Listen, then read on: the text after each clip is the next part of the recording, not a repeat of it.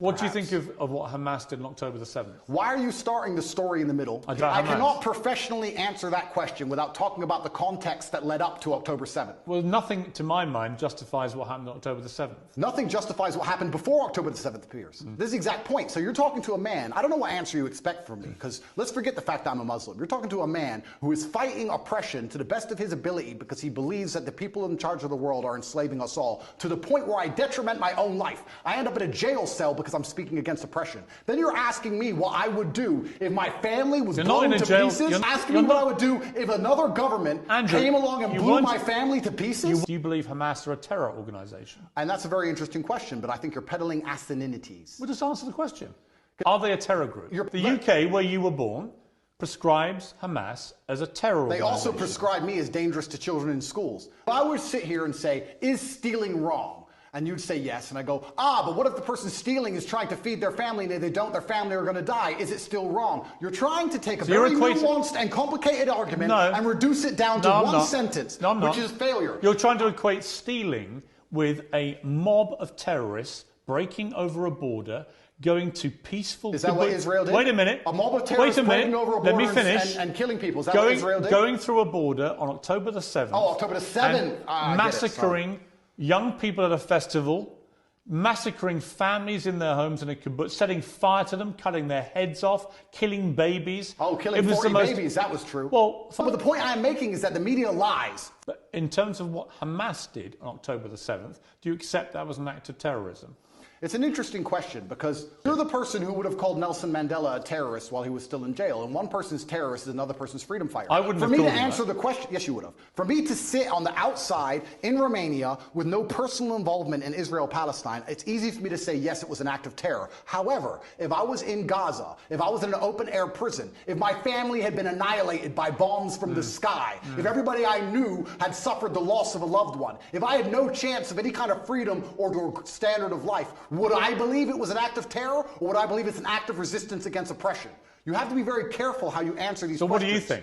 I think I understand what happens when you take people and put them in such an inhumane condition. For anybody to sit and say that you're going to take people and put them in absolutely inhumane conditions and give them no standard of life, and they're not allowed to ever fight back, or they are terrorists. But I can agree with you. Anyone who does that is an amateur. I can agree with you that the plight of the Palestinians for many decades has been absolutely shameful. So what did we think was going to happen, Piers? No, nothing justifies what happened on October the 7th. So what are they supposed to do? Nothing. So what are they supposed to do? That was an act of medieval barbaric terrorism. Nothing justifies it. Did they suffer acts of medieval... Did they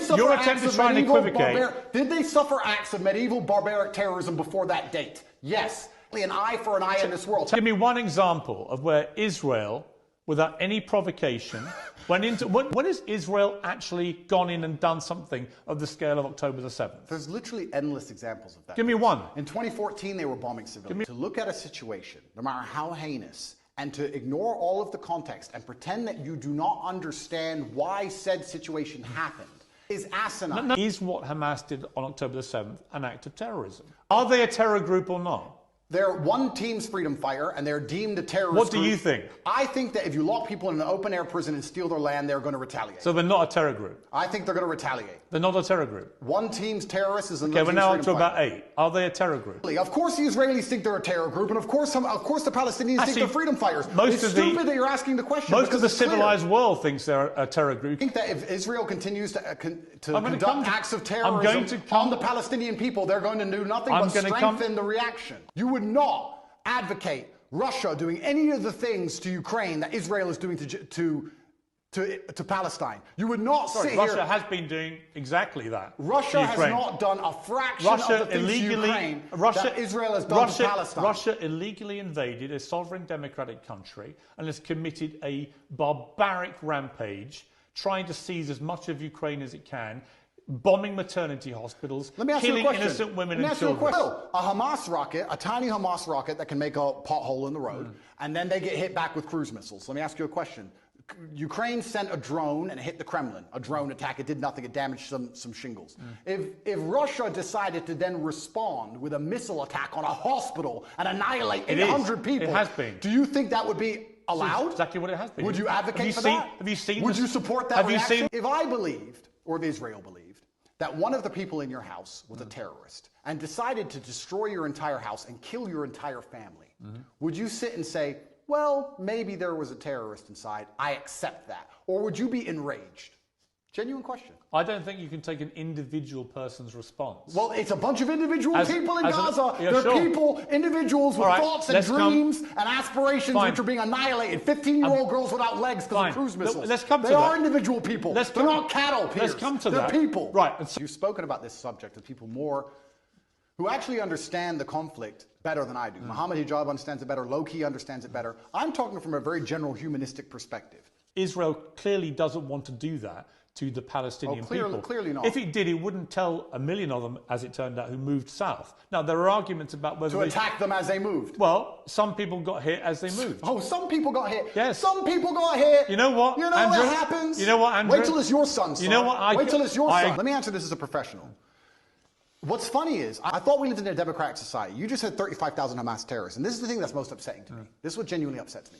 Israel intelligence will say a guy's a Hamas terrorist. Has that guy gone to a court of law? Has there been a democratic process? Has he been proven to be a terrorist? No. They've just decided from their intelligence that couldn't see an invasion coming from hundreds of miles away. So this intelligence is actually no. It's not great. No. So they've decided this person might be in intelligence without court case, without any kind of democratic process, and because of that, they've decided to annihilate civilians along with him, and it's all just collateral damage, and nobody should care. And that is disgusting. And any person in the West who is advocating for that is a hypocrite. Because if it was turned on them, if the American government said, we think the person in your shopping mall, one of the people you were shopping alongside in the mall, might have committed a crime. We didn't take them to court. We think they might have, so we killed your whole family.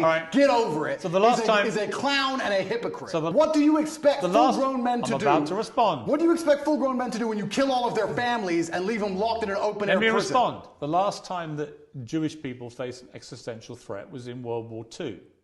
And the Nazis, who wanted to take over the world and kill every Jewish person, in the process of defeating the Nazis, killed a lot of German innocent civilians in the process. Do you think that was justified?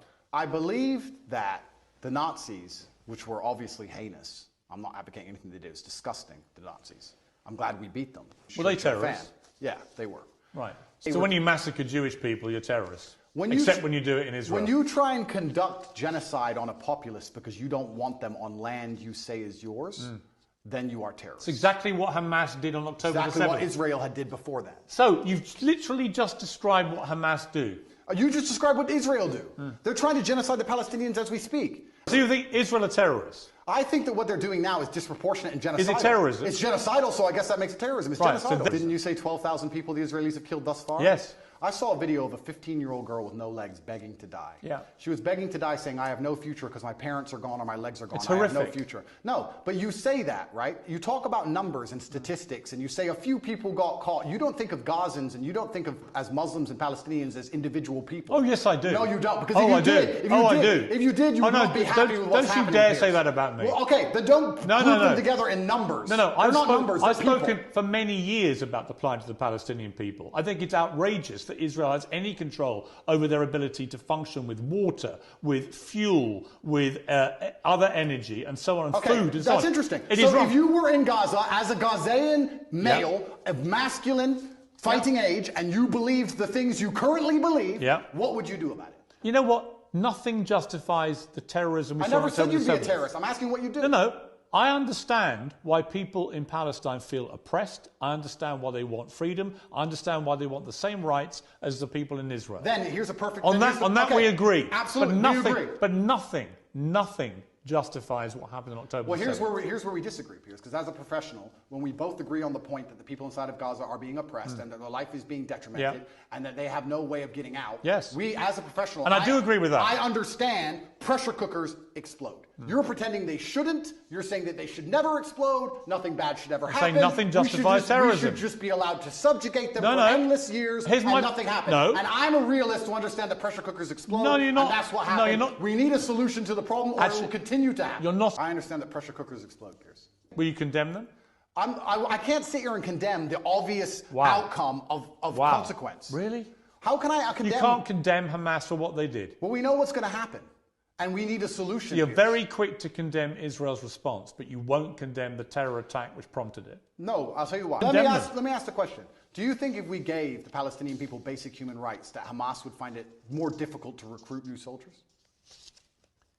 I think probably. Probably if we treat them like humans, this won't happen. So we agree and let's move on. I think there's a real danger in the scale of Israel's response that you radicalize a whole new generation of Palestinians. I think that's a real danger. So perhaps, by the way, I've said that. We can agree on that. So perhaps it was Israel's actions before October 7th that radicalized the soldiers who invaded. So you agree with me. So let's move on. No, I don't.